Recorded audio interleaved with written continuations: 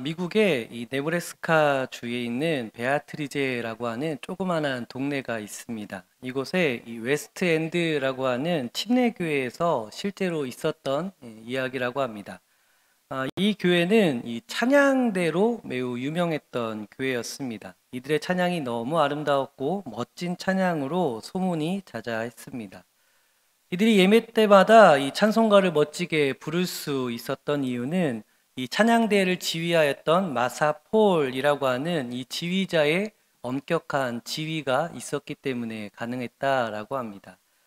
마사폴이 이끄는 이 찬양대는 매주 수요일 날 연습을 하였는데, 미국에 있는 교회가 수요예배가 없다 보니까 수요일 날 7시 20분까지 모든 사람들이 교회에 모여서 이 연습을 하도록 강조했습니다. 이 마사폴은 시간 엄수를 매우 강조하였고 7시 반에 연습을 하지만 사실 7시 20분, 그러니까 10분 전에 꼭 교회에 모일 것을 항상 이야기했습니다. 다행히도 15명의 찬양 대원으로 구성되어졌던 이들은 이 정예의 멤버였고 그 누구도 이 지각하는 일이 없었다라고 합니다. 그런데 1950년 3월 1일 이 수요일 날 있었던 일입니다.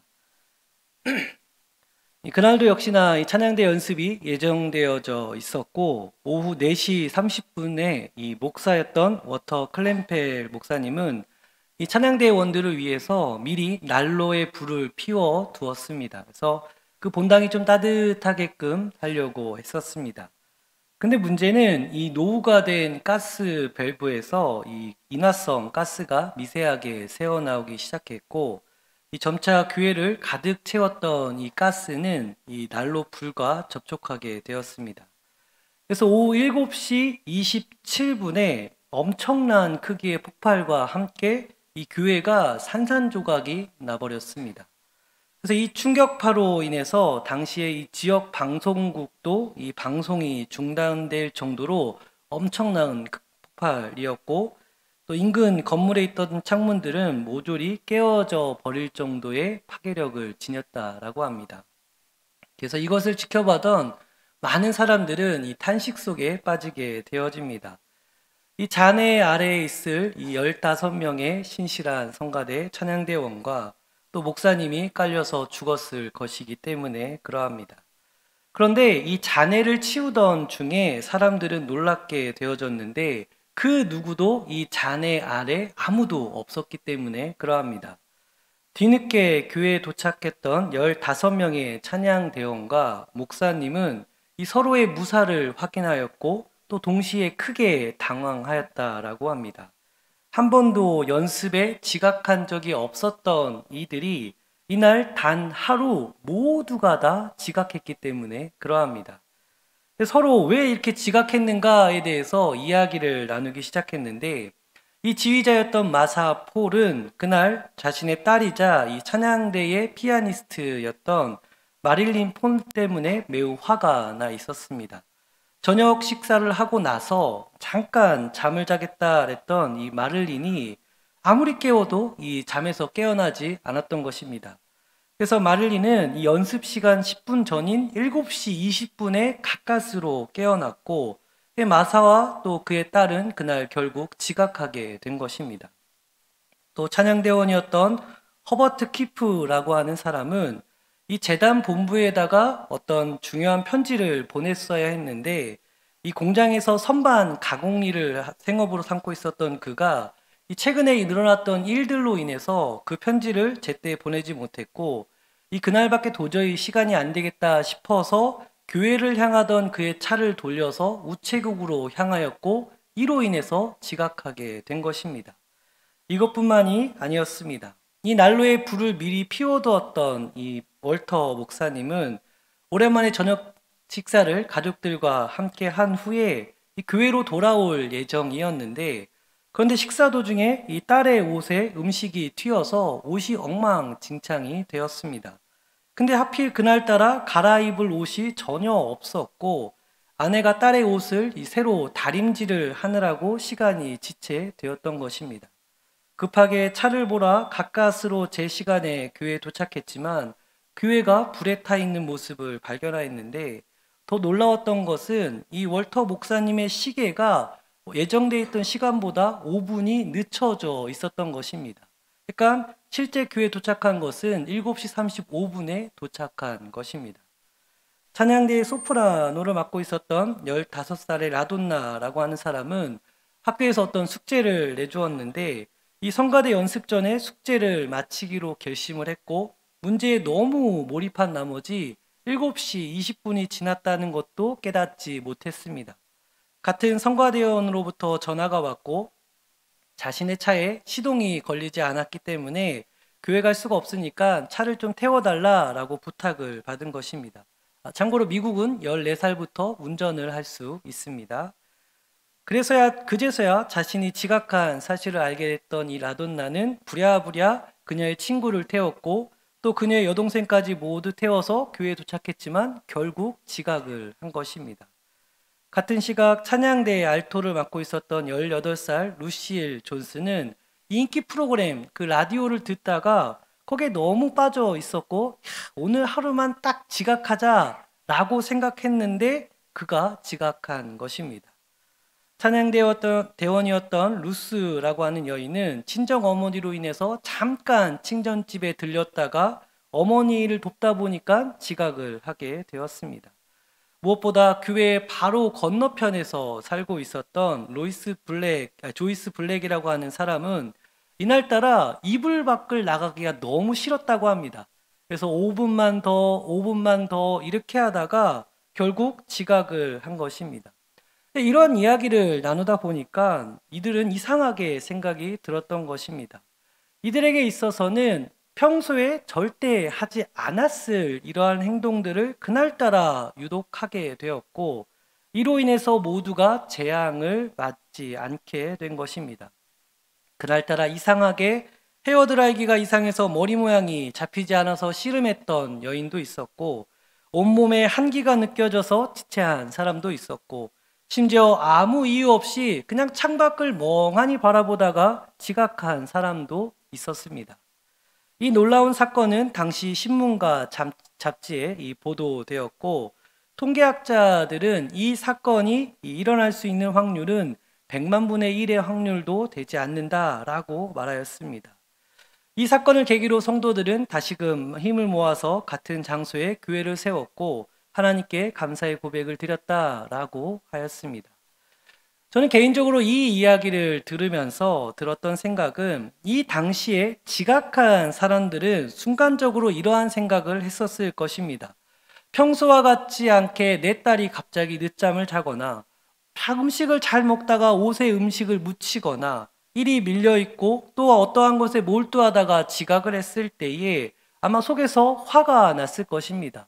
왜 도대체 이러한 일이 일어났는지 아니 왜 이렇게 오늘따라 다들 말썽을 피우는지 아마 속에서 불이 탔을 것입니다. 그런데 놀랍게도 그 괴로운 순간은 지나가게 되었고 이것이 잠시 시간이 지나서 보니까 오히려 그것이 크신 하나님의 은혜가 있었음을 깨닫게 된 것입니다. 우리를 향한 하나님의 선하신 손길이 이와 같다라고 생각합니다. 지금 내가 볼 때에는 이 순간이 절망적일 수가 있습니다. 왜 이러한 재앙과도 같은 일이 나에게 일어났는지 이해도 안 되고 심지어 원망하는 마음도 일어날 수 있습니다. 그런데 잠시 시간이 지나고 보면은 그리고 먼 훗날 오늘 이 날을 되돌아보면 역시나 그때에도 하나님의 은혜가 있었구나 라고 우리가 반드시 깨닫게 될 것입니다. 바라기는 이곳에 모인 모든 분들이 이러한 믿음 속에서 굳건히 잡혀 있기를 간절히 원합니다. 그래서 잠시 흔들리는 눈앞에 있는 현실 속에서 마음을 빼앗기는 것이 아니라 파도 넘어 역사하시는 그 하나님의 은혜의 손길을 바라볼 수 있기를 간절히 바라겠습니다. 이러한 마음으로 오늘 예레미야에게 임한 이 하나님의 말씀을 조금 더 깊이 살펴보도록 하겠습니다. 오늘 본문 10절과 또 마지막 절인 14절의 말씀은 일관되게 이 돌아올 것에 대해서 선포하고 계십니다.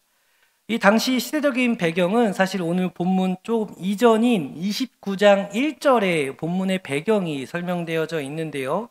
29장 1절 말씀입니다. 선지자 예레미야가 예루살렘에서 이같이 편지를 느부갓네살이 예루살렘에서 바벨론으로 끌려간 포로 중 남아있는 장로들과 제사장들과 선지자들과 모든 백성에게 보내었는데 라고 기록하고 있습니다. 그러니까 이스라엘이 바벨론에 의해서 점령을 당하였고 바벨론은 이스라엘 사람들을 포로로 사로잡아 바벨론으로 지금 끌어와 있는 상태인 것입니다. 그래서 예레미야는 이렇게 바벨론으로 끌려간 이들을 향해서 편지를 썼고 이들을 향한 메시지가 바로 돌아올 것이다. 너희가 반드시 고국으로 돌아올 것이다. 라고 오늘 이렇게 본문 가운데 선포하고 있는 것입니다. 그런데 한번 생각해 보면 좋겠습니다. 이 고국인 이스라엘은 바벨론에 의해서 지금 초토화가 된 상태입니다. 그리고 자신들을 끌고 온 이 바벨론이라고 하는 제국은 당시에 세계를 지배하고 있었던 초강대국이었습니다. 어쩌면 지금의 이 미국보다도 훨씬 더 강력한 영향력을 행사했던 제국이었습니다. 더군다나 오늘 본문 속에서 보셔서 알겠지만 70년이 차면 돌아올 것이다 라고 선포하고 있습니다. 시기적으로 1년, 2년 뒤에 네가 돌아올 것이 아니라 70년이라고 하는 매우 긴 세월 후에 돌아올 것이다 라고 선포하고 있는 것입니다. 우리나라가 일제 치하에 약 35년간 있었습니다. 그 당시에도 조선이 독립할 것이다 라고 꿈꾸었던 이들도 있었지만 이젠 이것이 끝이다 여겼던 사람들도 상당히 많았습니다. 왜냐하면 시대가 이미 그만큼 흘러갔고 여전히 제국은 강성하였기 때문에 그러합니다. 하물며 이 70년이라고 하는 긴 세월과 여전히 굽힐 줄 모르는 이 제국의 강성함을 본 사람들에게 있어서 지금 예레미야가 너희가 다시 돌아갈 것이다 라고 했던 이 선포가 사실 마음에 와닿지는 않았을 것입니다.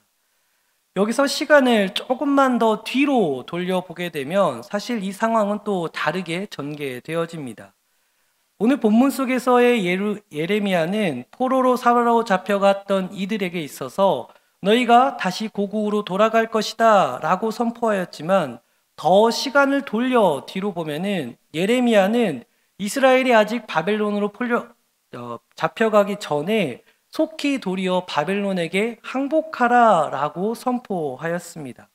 한참 전의 말씀인 예레미야 20장 1절과 2절 말씀인데요. 우리 한번 함께 읽어보도록 할까요? 1절과 2절입니다. 이멜의 아들 제사장 바스울은 여호와의 성전의 총감독이라.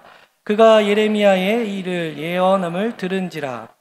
이에 바스울이 선지자 예레미야를 때리고 여호와의 성전에 있는 베냐민 문 위층에서 목에 씌우는 나무고랑으로 채워 두었더니, 한참 전인 이 20장에서는 어떠한 일이 일어나고 있었냐면은 예레미야는 하나님을 온전히 따르고 있지 않았던 이 이스라엘 사람들로 향해서 너희의 죄악이 가득하였기 때문에 너희는 망할 것이고 바벨론에 의해서 사로잡혀갈 것이다 라고 선포하였던 것입니다.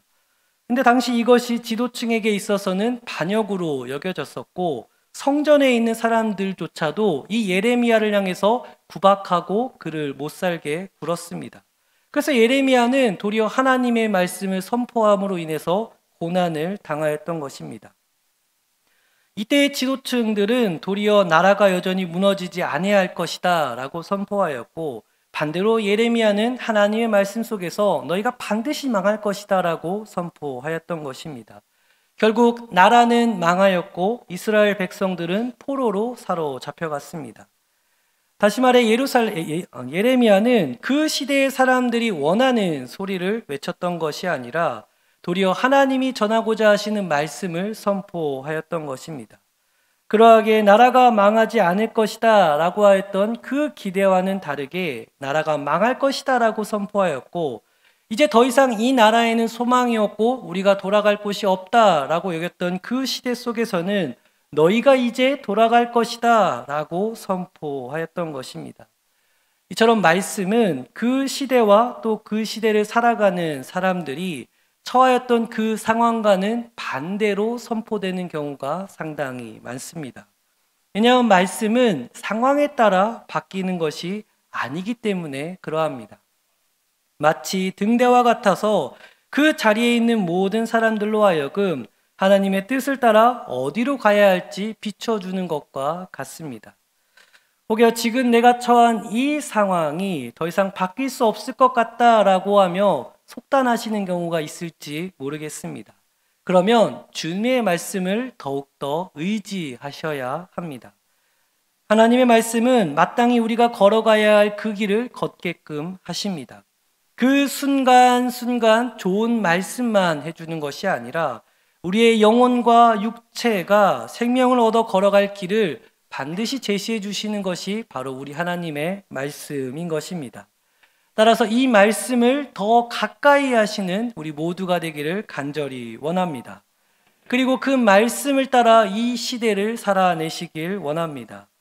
진심으로 말씀을 믿고 그 말씀을 따라 믿음의 사람으로 살아내는 우리가 되는 것이 가장 이 세상을 살아내는 귀하고 복된 삶인 줄 믿습니다.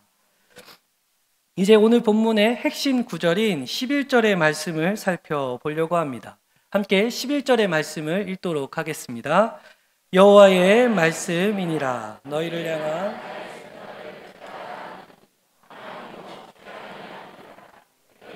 미래와 희망을 주는 것이니라. 아멘.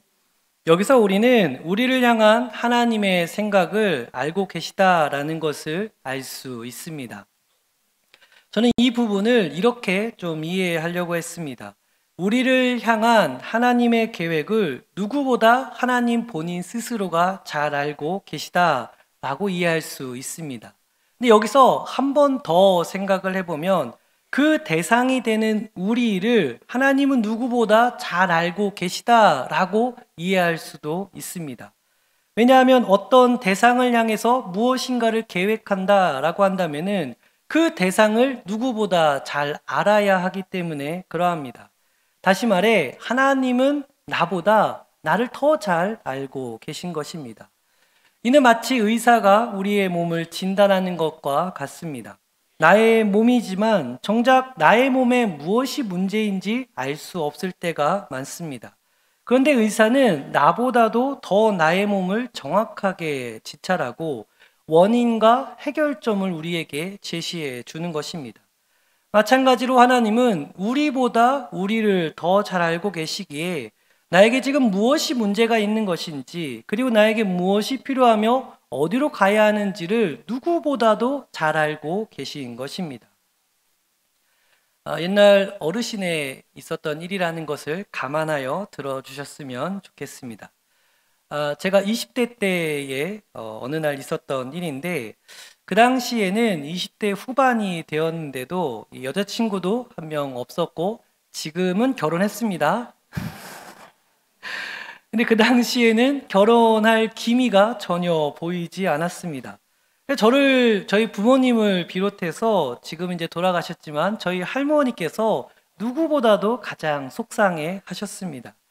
그래서 쉬는 날이라서 시골집에 오랜만에 내려가서 이제 아침까지 늦잠을 자고 있었습니다. 그래서 잘 자고 있었는데 갑자기 이불 속으로 손 하나가 쑥 들어오더니 제 중요한 그 부위를 꽉 잡는 거예요. 이게 뭔 일인가 하고 눈을 호들짝 떠가지고 앞을 보니까 할머니가 이제 그 앞에서 저를 보고 계신데 굉장히 애처로운 눈빛으로 문제는 없는데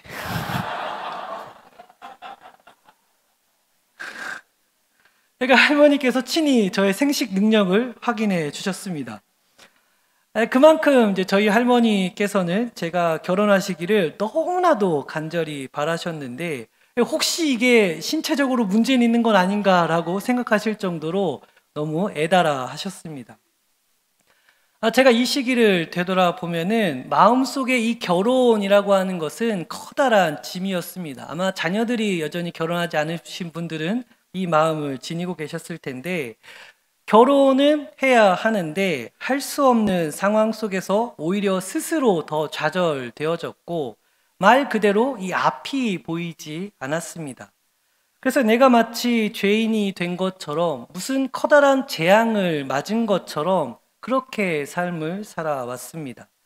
그래서 어차피 이렇게 되어진 것 조금 더 많이 경험하고 조금 더 많은 활동을 한번 해보자라고 생각했습니다. 그래서 국내외 여행을 다니기 시작하였고 또 다양한 경험들을 쌓기 시작했습니다.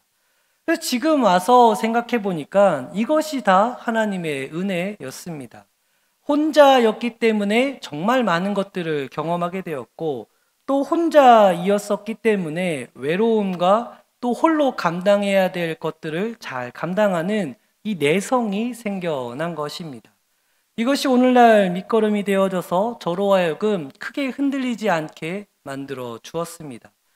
내가 볼 때에 그때 그 상황은 너무나도 처절하고 원망스럽기만 했지만 그런데 하나님은 그 상황을 통해서 또 은혜를 예비하고 계셨던 것입니다. 하나님은 사실 누구보다 나를 더 잘 알고 계시고 누구보다 우리 성도님들의 상황을 잘 알고 계십니다. 그래서 나에게 가장 적합한 길, 또 내가 하나님의 은혜로 살아갈 수 있는 그 길을 우리 주님은 인도해 가고 계신 것입니다. 하나님은 누구보다 여기 계신 모든 분들을 잘 알고 계십니다. 이것을 믿습니까? 그렇다고 한다면은 우리 하나님이 나의 삶 가운데 재앙을 주시는 것이 아니라 평안과 미래의 희망을 주시는 하나님이심을 우리가 꼭 기억하시길 간절히 바라겠습니다. 우리가 약을 먹을 때에는 비록 쓰게 느껴지지만 그 약이 나를 건강하게 만들 수 있다라는 믿음이 있듯이 말씀을 우리가 삼켜내기에 때로는 거북스럽고 때로는 고통스러울지 모르지만 그 말씀으로 말미암아 우리가 건강해질 수 있음을 우리가 믿고 나아갈 수 있으면 참으로 좋겠습니다. 우리 하나님은 재앙으로 이끄시지 아니하시고 평안과 미래의 희망을 주시는 하나님이심을 우리가 믿고 나아가면 좋겠는데 우리 이 믿음을 함께 저와 따라 함께 고백했으면 좋겠습니다. 한번 저를 따라 이렇게 고백해 볼까요? 하나님은 재앙으로 이끌지 아니하시고 평안과 미래의 희망으로 인도해 가십니다. 아멘이십니까? 그러면 이제 우리가 해야 할 일에 대해서 마지막 한번 살펴보도록 하겠습니다. 12절과 13절의 말씀인데요. 제가 봉독하도록 하겠습니다. 너희가 내게 부르짖으며 내게 와서 기도하면 내가 너희들의 기도를 들을 것이요 너희가 온 마음으로 나를 구하면 나를 찾을 것이요 나를 만나리라. 우리 주님의 말씀이십니다. 우리에게 평안과 미래의 희망을 주시는 하나님을 믿는다면 이제 그 하나님을 우리가 찾아야 하는 것입니다.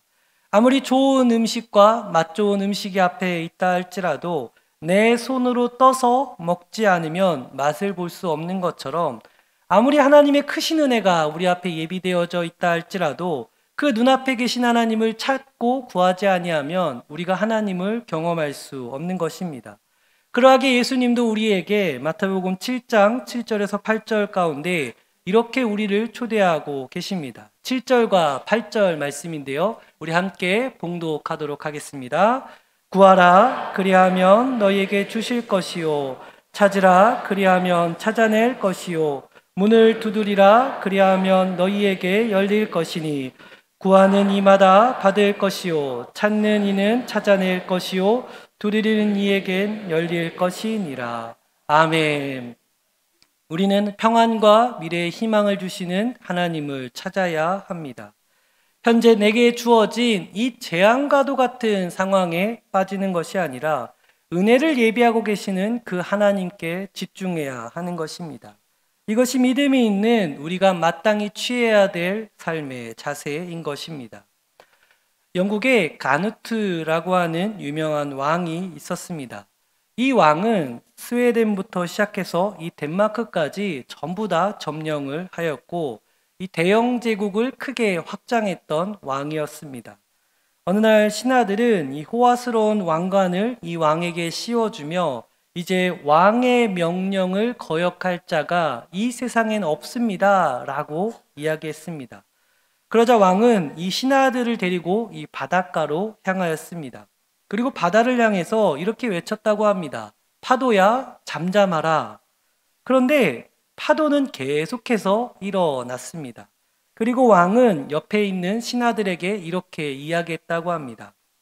봐라, 내 말에 파도가 순종하느냐? 오직 하나님만이 저 파도를 고요하게 하실 수 있는 것이 아니냐? 세상의 왕은 오직 하나님이시다 라고 고백하였다고 합니다. 그래서 이 왕은 그 왕관을 머리에서 놓았고 또 그 왕관은 여전히 영국의 박물관에 보관되어 있다고 합니다.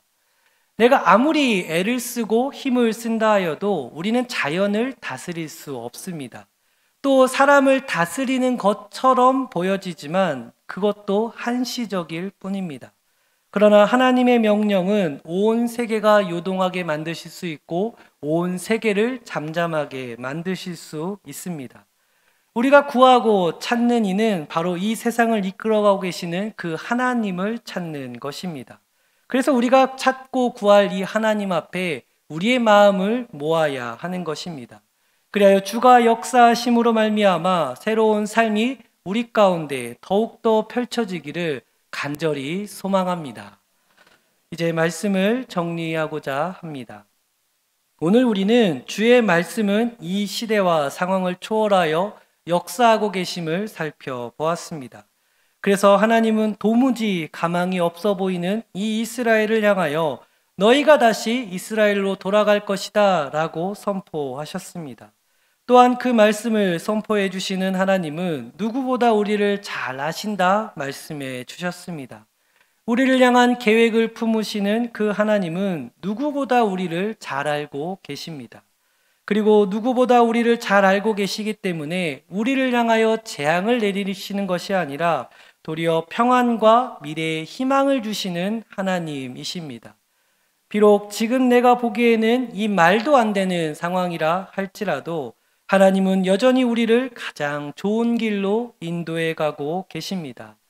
어쩌면 우리가 주님 나라에 이르렀을 때에 왜 내게 이러한 삶이 지금 펼쳐졌는가에 대해서 알게 되어지고 그날에는 그래서 하나님의 은혜가 크게 있었구나라고 깨닫게 될 것입니다. 따라서 우리는 지금 눈앞에 보이는 이 현실이 아니라 이 현실 넘어 은혜로 예비하고 계시는 그 하나님을 찾고 구하여야 할 것입니다. 그러면 반드시 약속하신 주님의 역사가 우리의 삶을 통하여 이루어질 것입니다. 포로 생활을 마치고 돌아올 것이라 선포하신 것처럼 우리의 모든 결박들이 다 풀어질 그때에 하나님의 크신 그 계획하심 속에 놀라운 역사들이 이루어졌음을 우리가 목도하게 될 것입니다. 이 믿음으로 끝까지 주님을 의지하며 삶을 살아내는 우리 모두가 되기를 간절히 원합니다. 그리하여 주님께 영광이요 살아낸 모든 삶들이 큰 기쁨 가운데 삶이 펼쳐질 수 있기를 간절히 축원하겠습니다. 아멘. 기도하겠습니다.